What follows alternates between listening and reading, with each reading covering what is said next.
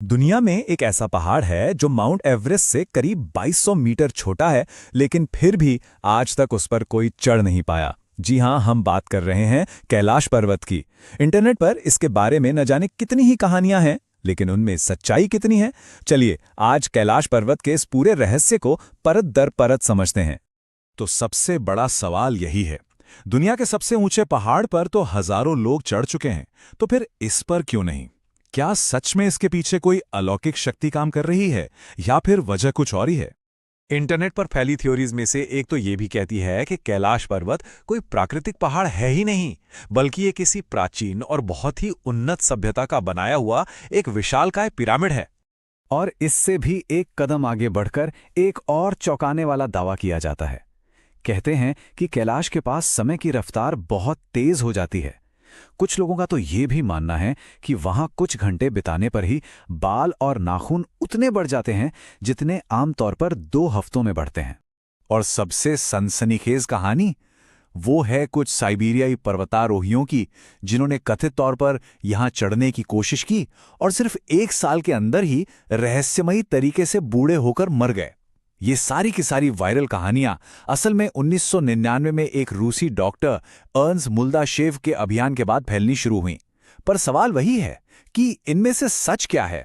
देखिए, इन सभी कहानियों से परे कैलाश का जो असली महत्व है ना, वो कहीं ज्यादा गहरा और असल है। इसका रहस्य अलौकिक शक्तियों में नहीं, बल्कि इसकी जबरदस्त आध्यात्मिक और सांस्कृतिक अहमियत में छिपा हुआ है।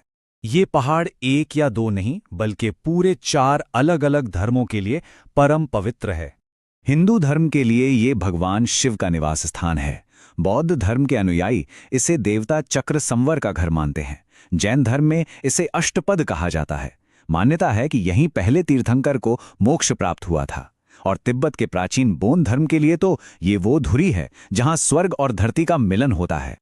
ये सिर्फ आस्था का केंद्र नहीं है, बल्कि भौगोलिक रूप से भी इसकी अहमियत बहुत ज्यादा है। एशिया की 4 बड़ी नदियां सिंधु, सतलुज, ब्रह्मपुत्र और कर्नाली कैलाश के पास से ही निकलती हैं। सोचिए, ये नदियां करोड़ों लोगों को जीवन देती हैं। और यहीं पास में प्रकृति का एक और गजब का नजारा देखने को मिलता है। 2 झीलें एक दूसरे से बिल्कुल सटी हुई। एक है मानसरोवर, जिसका पानी एकदम मीठा है, जीवन से भरपूर, और दूसरी है राक्षसताल, जिसका पानी खारा है और जहां दूर दूर तक कोई जीवन नहीं दिखता। इसी वजह से एक को पवित्र माना जाता है तो दूसरी को राक्षसी।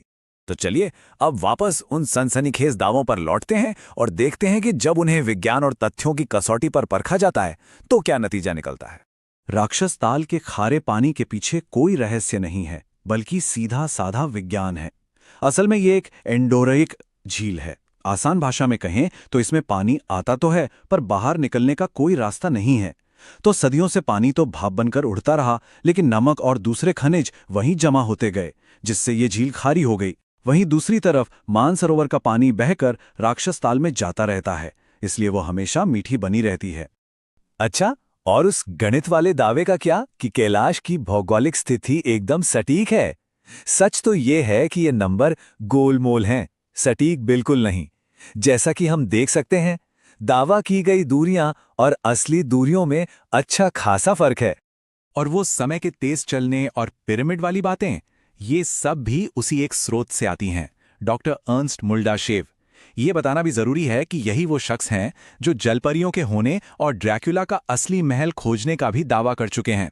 अब बात करते हैं उन साइबेरियाई पर्वतारोहियों की। रूसी पर्वतारोहण संघ के पास ऐसे किसी भी अभियान का कोई रिकॉर्ड ही नहीं है। मतलब साफ है, ये कहानी पूरी तरह से मनगढ़ंत है। तो फिर वो कौन सी अदृश्य शक्ति है जो पर्वतारोहियों को पीछे धकेल देती है? असल में वो कोई शक्ति नहीं, बल्कि एक जानी मानी मेडिकल कंडीशन है जिसे एल्टीट्यूड सिकनेस कहते हैं। इतनी ज्यादा ऊंचाई पर ऑक्सीजन की कमी की वजह से तेज सिरदर्द, भ्रम और दिशा का पता न चलना बहुत आम बात है। तो अगर ये सब रहस्य और कहानियां सच नहीं हैं, तो फिर असली वजह क्या है? वो कौन सा कारण है कि आज तक कैलाश पर कोई नहीं चढ़ पाया? जवाब अलौकिक नहीं, बल्कि बहुत मानवीय है। बात है 1985 की। दुनिया के सबसे महान पर्वतारोहियों में से एक रेनहोल्ड मेसनर को कैलाश पर चढ़ने की अनुमति मिली, लेकिन उन्होंने साफ मना कर दिया। उन्होंने कहा कि पत्थर बन चुके देवताओं पर अपने बूटों से नहीं चलना चाहिए। उन्होंने फतह की जगह सम्मान को चुना। मेसनर के इस फैसले ने एक मिसाल कायम की।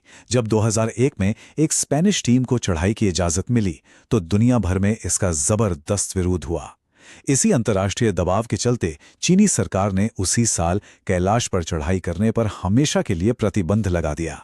तो कैलाश का असली चमत्कार कोई रहस्यमयी ऊर्जा या किसी एलियन का बनाया पिरामिड नहीं है। असली चमत्कार तो इंसानियत का वो फैसला है जिसमें हर चोटी को जीतने की जिद में इस एक जगह को सम्मान देने और इसे अछूता छोड़ने का विकल्प चुना। और ये हमें एक बहुत ही जरूरी सवाल के साथ छोड़ जाता है। इंसान की सबसे बड़ी उपलब्धि क्या है? किसी चोटी को जीत लेना, या ये समझदारी चुनना कि कुछ चीजें जीतने के लिए नहीं बल्कि सिर्फ सम्मान करने के लिए होती हैं?